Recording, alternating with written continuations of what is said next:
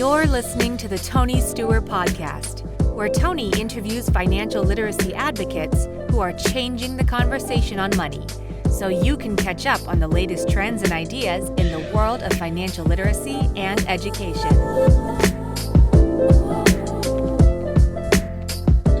Welcome to the Tony Steuer Podcast. I'm pleased to be joined today by Marilyn Lydia Pinto. Marilyn is a rebel educator, author, and founder of KFI GLOBAL. In this episode, we'll be discussing teaching our teens about money and Marilyn's book, Smarter, Richer, and Braver. Marilyn, welcome to the Tony Steuer Podcast. Thank you so much for having me, Tony. I'm so happy to be on here. Yeah, well, I'm excited to have you. I'm looking forward to our conversation. So as we get started, tell us a little bit about your origin story. How did you get started in financial education? Okay, so I think I got started when I was looking to enroll my kids for a program. So I didn't start this as a business. It's not like I had intended to start a financial education company. I was just looking for a program to enroll my daughters in because they were 8 and 10 at the time. And while I thought they were academically quite smart, when it came to street smarts, when it came to money, they were absolutely clueless. And I thought, well, okay, fair enough. They don't learn this in school. So maybe let's just put them for a program where someone can teach them. And every program I looked up sort of fell short. I was exacting in my standards. And so I thought every program really came up way short. They were just talking about having 3 jars to save in there, save, share, things like that. And I thought, well, that's not really going to cut it, especially for kids who are, in middle school. And I just thought we needed a more exciting way to teach kids about money.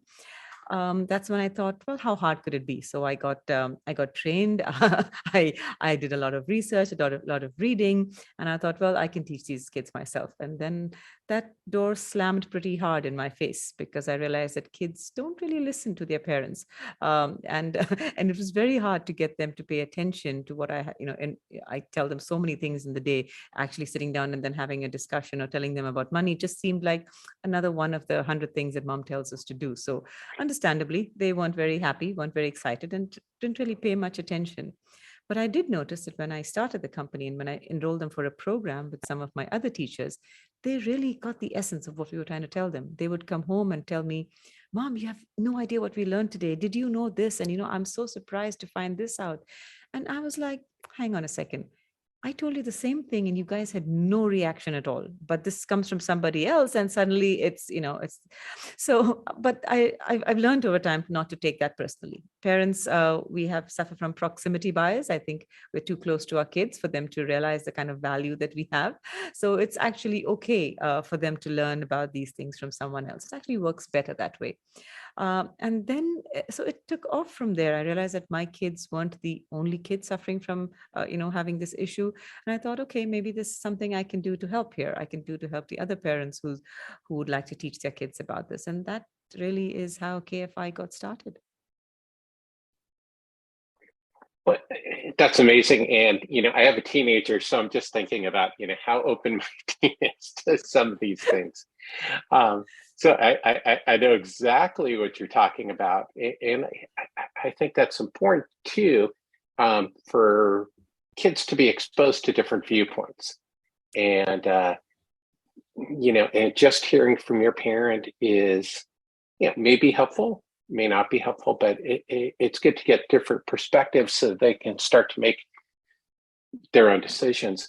I think it's more than different perspectives, Tony, if I can just interrupt here. A lot of people try to say that, okay, your parents should teach you about money, but you have to understand that most parents, we aren't trained in this ourselves. We never had the benefit of a financial education. And so we are not sure, are we covering everything? Are we covering it properly? Do we have our own money biases that we are passing on to our kids, which is true in many cases?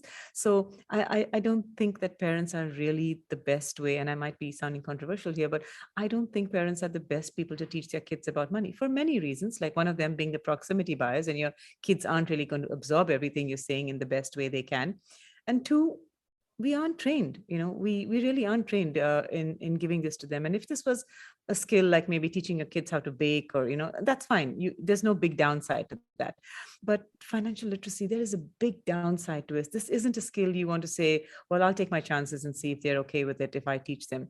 This is something you want to be 100% sure that your kids get right on the first try.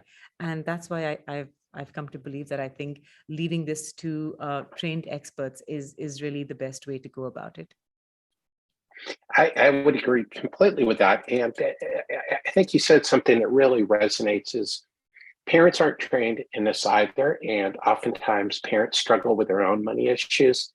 And it's complex. It's just like we wouldn't teach our kids physics or some of the things they learn at school. It's or to drive, for that matter. We wouldn't teach our own kids to drive, because even though we might consider ourselves good drivers, we don't always, do a shoulder check. We don't do all the checks. And so I think that that's one of the main reasons why we should really leave this to an expert. This shouldn't be thought of as just another skill that we can sort of talk to them a couple of times and hope that they, sort of excel at. This is too important for that. And I just want parents everywhere to realize that.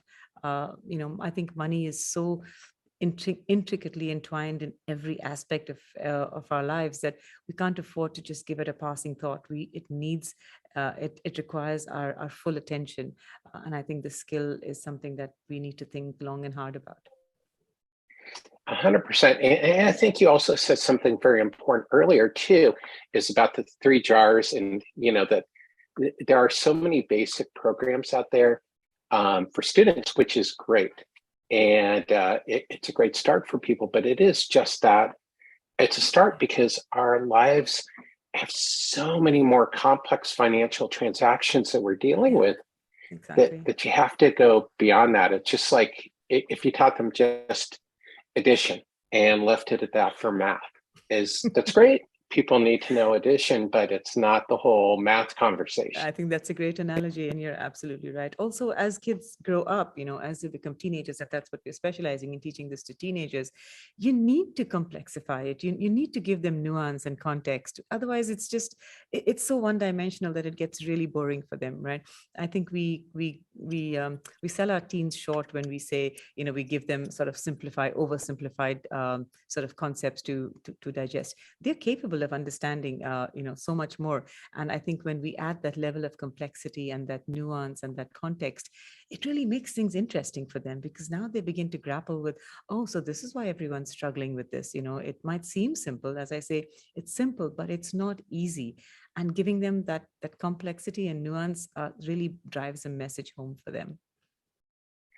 Yeah, I would agree with you 100%. And I think people do underestimate what kids can absorb, what kids can understand, what kids can process. And, and that's a quick way to get your kid to tune out, is by, I'm trying to think of the right words, but, being very surface level with them about a topic and not really challenging them on it, and treating them respectfully.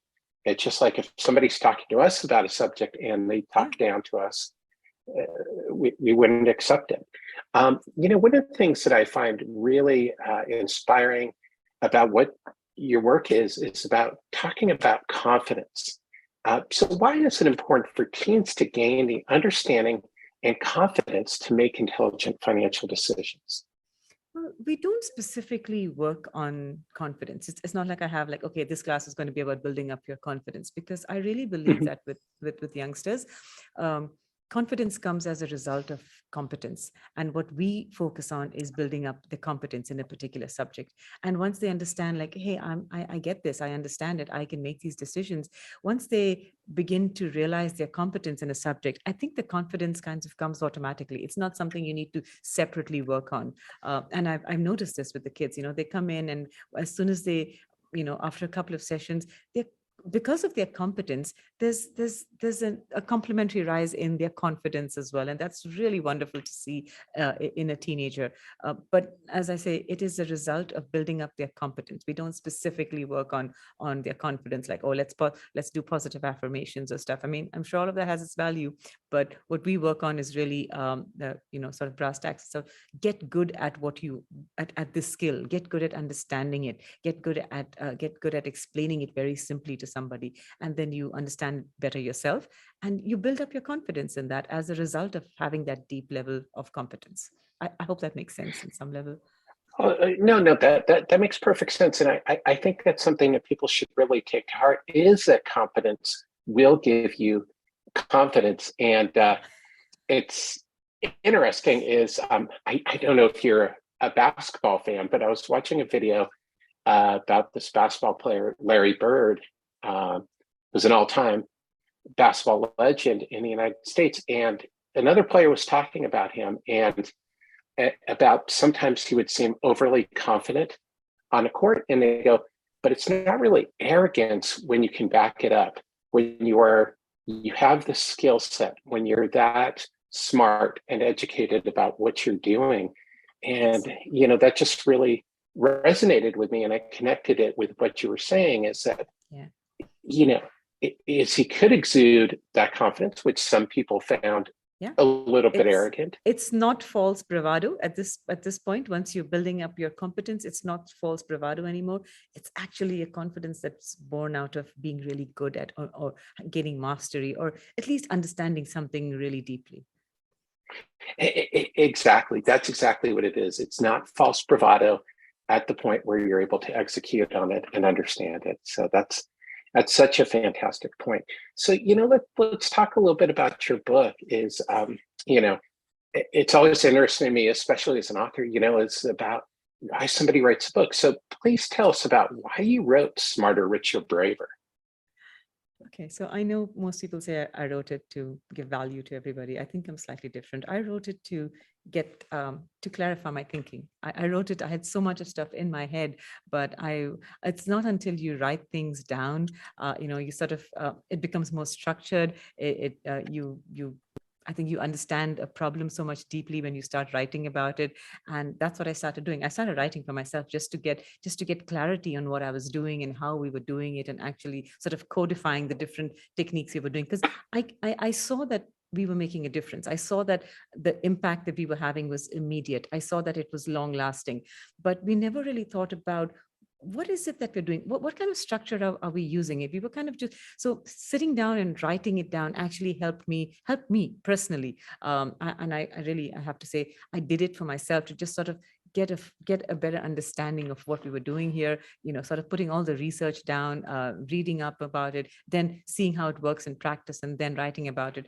It really helped me. And I think as a result of that, it's kind of helpful to parents as well, because now someone else has done the hard work. You don't have to do that. You just get the ready-made results, and you can sort of take lessons off that. And that's what I'm hoping the book will do. Because another thing that I noticed, and that's what the book's about primarily, is if you don't understand a problem properly, we are going to just be throwing half-baked solutions at it. And if not making it worse, at least definitely not making any better. And I've seen enough of that with, sort of half-hearted attempts at sort of having classes for kids or teaching them about a couple of things that didn't really have any long-term impact. So I really delved deep into why is this problem there? It's not rocket science. Personal finance isn't rocket science, right? I mean, we're able to send men to the moon. We have, robotic surgery. We have, vehicles that are driven by electricity. We've split the atom. We've cracked the genetic code, at least for humans. But we can't seem to teach our kids about money. There has to be something drastically, sort of weird about that. And the more I delved into it, it made me understand, like, okay, these are the reasons. This is why parents can't do it, right? This is why schools can't do it. And actually writing it down and putting it into a structured format helped me so much. And so the book was kind of a culmination of all of these things. I didn't set out writing a book. I used to just write blogs to just get it out of my head and just clarify my thinking. Well, that's funny. That's sort of how I wrote my first book as well. It's really? It was a compilation of things I had written, thoughts I had. One of the things that you talk about is the reasons why. And I always find that intriguing because I believe that there is that psychological component to money that's often overlooked. Can you share with us one or two of the reasons why you feel that parents aren't successful and we're not successful teaching financial one of the main literacy? reasons is, I think, tunnel vision. We're so focused on our kids getting good grades because that is how society sort of evaluates our kids right now. It's all about their SAT grades and things like that. That our focus is so purely academic that this really falls outside of that tunnel, and that is a really key, and that I feel is a really key point, because as it is, we are overloaded with so much of stuff we have to do. So we develop tunnel vision, and our kids need to do well in school, but we're so focused on whatever's within that tunnel, we fail to see things that are outside the tunnel. And unfortunately, whatever is important but not urgent falls outside that. We know it's important, and some every parent is going to say, well, yes, my kid needs to learn about money. It's important, but none of us feel that urgency. We say, oh, there's time, let them just finish with this grade and then I'm sure there'll be, but there's never a good time to do that. And I think and this is what happens. So because financial literacy, the cost is right now, but the impact you see later on, it falls outside of that tunnel. And that's why parents land up, as I say, sitting on the sidelines, because it's tunnel vision that we develop. Yeah, no, I completely concur. As grades are what everybody talks about. It's judgment. It's how you get into college, higher education. But what I found really intriguing is, the financial literacy is the cost of now and the payoff is later. And I think that's always challenging for people, is anything that doesn't provide immediate gratification or immediate results is something like, okay, we can look at it later, because I don't want to pay up the cost now and I'm not going to see that result as sort of today, tomorrow, next week. So that's, you asked me to give you a couple of reasons. So that I would say is one reason that we develop tunnel vision. The second one is we play sort of what I call financial education football, right? So parents think that schools are doing it, schools are thinking parents are doing it. We're always sort of passing it around. So we're sort of, and I think in all of that very strategic passing, the kids sort of fall by the wayside because no one's actually teaching about them, because schools are very clearly saying, well, this is the parents' app, it's not our remit to teach them. This is not part of the curriculum. And somewhere in all that passing, very good passing, the kids don't, and sort of the government says, well, yes, the schools need to do it. Schools say parents need to do it. It's just everyone's just passing the buck as far as that's concerned. That's the second reason. And I think the third reason would be, really, I mentioned this before, as parents, we're overloaded. We're out of mental bandwidth. There's a limit to how much we can do. Bringing up kids is one of the toughest things anybody can ever take on. Getting them fed, making sure they're out of trouble, making sure they're doing their daily homework. That's a lot. And making sure everything else is being handled in the house. And then you tell them it's up to you to teach your kids about money, specifically when they haven't been trained themselves. It's a hard thing to do. Maybe it's an impossible thing to do as well, if you think about it. And then you go down to the things what we spoke about earlier. Maybe parents aren't the best to do this because they haven't been trained. We have our own biases.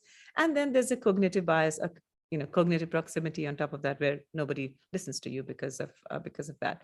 So all of these reasons are why. See, I had a lot of time to delve into this. So yeah, no, that's fantastic. And it made me think of, during the COVID shutdown, is with the remote learning, is that many parents discovered that they couldn't teach their kids and had a new appreciation for their teachers, for their kids' teachers. I think during that 1 year, my kids were homeschooling. I actually put them in a proper homeschool, not just online school. And I can say it tested our relationship, because then I was the main head teacher. I had to make sure that the homework was done on time or explain to them something that wasn't done. And they tell me, Mom, can you just think of us as your students, because you're really nice to your students when you teach them. it's difficult to teach your own kids, and it puts a lot of pressure on unnecessary pressure, I think, on parents when you tell them, well, this is something else that you need to add to your already overflowing plate. So yeah, I think that in my estimation, I think those are the three big reasons why we as parents, sort of just sit on the sidelines unwittingly while this is going on. Yeah, yeah, that's all fantastic. I just want to take a moment before we start to wrap up, to ask you a little bit about KFI Global and the work that you're doing with KFI Global. Okay. Well, recently, I don't know whether you heard about it, but we recently won an international award for the best financial literacy program for school-age kids. It was the Meyer, and this isn't sort of a region-wide. This was, we competed with 150 high-quality worldwide entries for this. So I was just really, really thrilled. As one of the highlights of the year for me, actually getting this award, because it definitely means a lot. It means that what we're doing is on the right track, because what we got the award for mainly as well is the technique that we use, is our 5-step methodology, and also the fact that we engage in multi-stakeholder partnerships to get this done. So we do this in schools, but the schools don't actually pay for it. We get financial institutions to sponsor these programs in schools. And over a 3-month period, we ran this for over 2,000 students in 23 educational institutions across the UAE. It was a really big campaign. And the schools didn't pay a dime for it. It was all sponsored by the financial institution. But that being said, we were very, very clear that there was no product pushing at our end. We wouldn't say, okay, well, this is sponsored by them, go and get an account, or get a credit card, or buy this product. It was a very, very clear understanding that they would just be sponsors, but they would not be involved in the delivery or the content of the program. And I think that is just, that's a great way to look at it. I think that is a great way to deliver the program, because the students are getting it. They're really happy. The parents are super thrilled because their kids have now a world-class program, which they didn't actually have to pay for. The school gets a lot of brownie points for arranging this and making sure they have access, the kids have access to it. The banks, they get recognition because it's a great CSR project, especially with the way things are going now. Financial education is very much in the spotlight. And for us, we get to do what we like. We get to scale our impact. So it's a win-win all around. Yeah, no, that's fantastic. And, and the other point I think that works well for schools is schools don't have the money for programs. Schools are underfunded. And so being able to present them with a program that they don't have to find funding for, that can be really scarce, is a fantastic idea. Yeah. So, and they were also quite happy that we were very clear that we're not going to be, sort of hard selling, soft selling anything to the kids at that point. It was purely our program that's normally delivered. We would be doing the exact same program. There would be no product pushing it at all, because schools would also understandably be wary of people coming and a lot of financial institutions want to do this under the guise of financial education. They're getting into schools and, telling them, well, and by the way, we have this app, or we have this credit card, or we have, which I don't think is the best way to go about things. So the schools were really happy that this was delivered by an outside party who was not at all involved in the bank's day-to-day operation. So it worked well for everybody. That's fantastic. I'm just curious. I think you mentioned that you're thinking of expanding beyond the UAE. Yes. So for now, we just, because we do our online classes, we do it, if everyone is free to join. We're running one this weekend as well. And especially now that the UAE has sort of matched our weekend with the rest of the world, it's a lot easier to do this. So we run this over a weekend, and anybody in that time zone can just register for it. Fantastic. And for everybody that's tuned in, I'll be posting a link to Marilyn's website and KFI Global's website, so you can be sure to check out the workshop. So Marilyn, as we wrap up, what is your number one tip on financial wellness? I'd say just start early. It's later than you think. However old your kids are, it's later than you think, and you need to get them started early, because the sooner you start, the easier it's going to be for them, the more effective it's going to be. So yeah, that's my parting advice. Just whatever you do, start something, but start it now. That's fantastic. Yeah, I shared that advice today. Is the best day to get started. You can't change about the past, but don't put it off any longer. So Marilyn, just where is a good place to reach out to you? Is it the KFI Global website? Is it LinkedIn? LinkedIn would be the best place to reach out to me. Though you can reach to the website as well. But just I'm really active on LinkedIn, not so much on the other social media channels, but definitely on LinkedIn. I'm really active, or to the website as well. We'll respond to any emails or inquiries we get from there. Fantastic. Well, Marilyn, thanks again for coming on the Tony Steuer podcast. I appreciate it. I love talking to you, Tony, as always, and thank you for these insightful questions. It made me think a lot about why I started this. It just brought back a lot of things. Yeah, well, it's fantastic. I really appreciate you sharing with us, and I hope that for everybody tuning in that you found this of interest. So please be sure to tune in and subscribe to the Tony Steuer podcast. Until next time.